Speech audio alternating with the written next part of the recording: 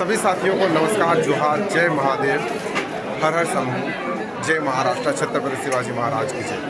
साथियों, हम लोग महाराष्ट्र के औरंगाबाद शहर में पहुंच चुके हैं और अभी हम जिस किले में हैं इसको भारत के यानी कि पूरी दुनिया के 7 अजूबों में से एक माना जाता है। ये पूरा पहाड़ जो आपको दिख रहा है, ये पूरा मंदिर, पूरा जगह, ये एक पहाड़ को काट करके बारीकी से इसकी आकृतियाँ दी गई है।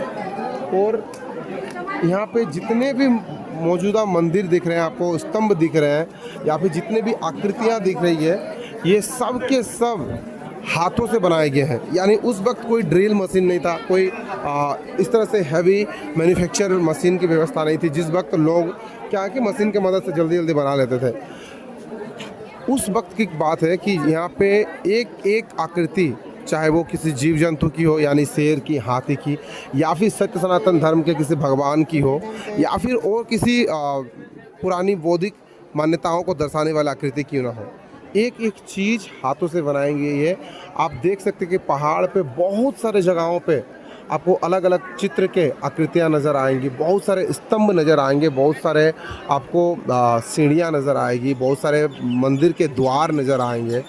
और ये उस वक्त का है जिस वक्त भारत में राजा महाराजाओं का दौर हुआ करता था।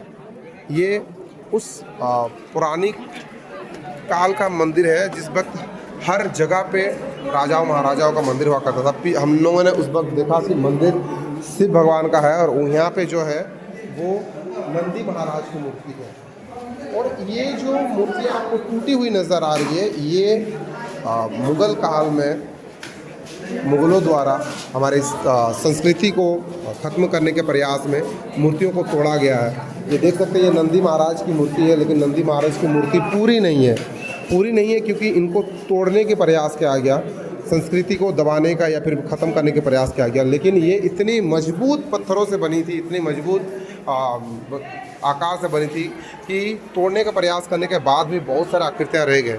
आपको सामने एक हाथी नज़र आ रहा होगा नीचे, हाथी की आकृति भी पूरी पत्थर से बनी हुई थी और उसको भी तोड़ने का प्रयास किया गया है। और इस तरह से हर एक आकृति को तोड़ने का प्रयास किया गया।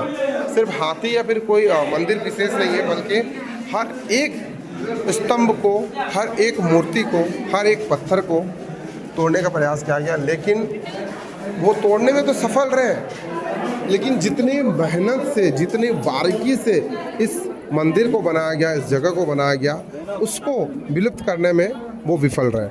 जिसके कारण फलस्वरूप ये है कि आज ना सिर्फ भारत से बल्कि भारत के अलावा अलग अलग देशों के नागरिक भी यहाँ आ पा रहे हैं और ये 7वें अजूबे से एक अजूबा का दर्शन कर पा रहे हैं। आपको हज़ारों लाखों की संख्या में लोग नज़र आ जाएंगे जो कि फ़िलहाल इस मंदिर के दर्शन करने आए हैं, भोलेनाथ का दर्शन करना है, इस पहाड़ को देखने आए हैं। और आपको पहाड़ के ऊपर भी जो लोग दिख रहे हैं वहाँ पे बारीकी से सीढ़ियाँ बनाई गई है। मैं आपको और कुछ दर्शकों के साथ साथ और कुछ आकृतियाँ भी दिखाना चाहूँगा। आप देख सकते हैं कि नीचे एक एक स्तंभ, एक एक खंभा जो बनाया गया है, ये पूरा एक पहाड़ है और पहाड़ के अंदर इतनी बारीकी से चीज़ों को बनाया गया है, वो भी हाथों से।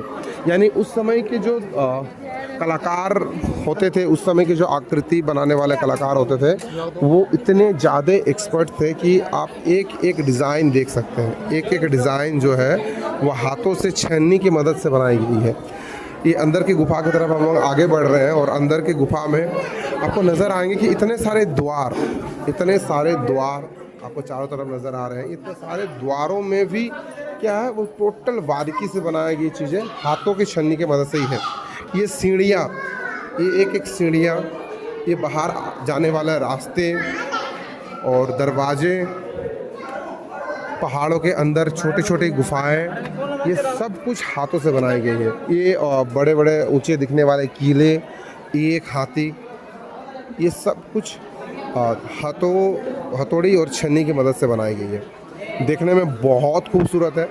अगर आप इस वीडियो को अभी तक यहाँ तक देख रहे हैं, यानी कि आप हमसे जुड़े हुए हैं, मैं आपसे एक ही चीज़ कहना चाहूँगा कि जिस भी वक्त आपको महाराष्ट्र घूमने का मौका मिले, आपको औरंगाबाद आने का मौका मिले, तो इस ज़िले पे ज़रूर आइए, इस जगह पे ज़रूर आइए और आकर के देखिए कि सत्य सनातन धर्म के जो पहले के कलाकार होते थे वो कितने ज़्यादा एडवांस थे, कितने ज़्यादा एक्टिव और सुंदरता से बारीकी से चीज़ों को बनाने में एक्सपर्ट थे कि आज इतने साल बीतने के बाद भी यहाँ पे दर्शाई गई एक एक चीज़, एक एक दर्शाने वाली मूर्तियाँ क्लियरली समझ में आ रही है। आप अगर राजस्थान कभी घूमने गए होंगे तो वहाँ पे देखे होंगे आपके बड़े बड़े महलों में कोठियों की तरफ व्यवस्था होती थी। तो उसके कारण क्या था कि अलग अलग जगहों पे आपको ये नज़र आता था छत जैसे, तो वो छत की भी ये पे पूरे बारीकी से पे यहाँ बना गया है।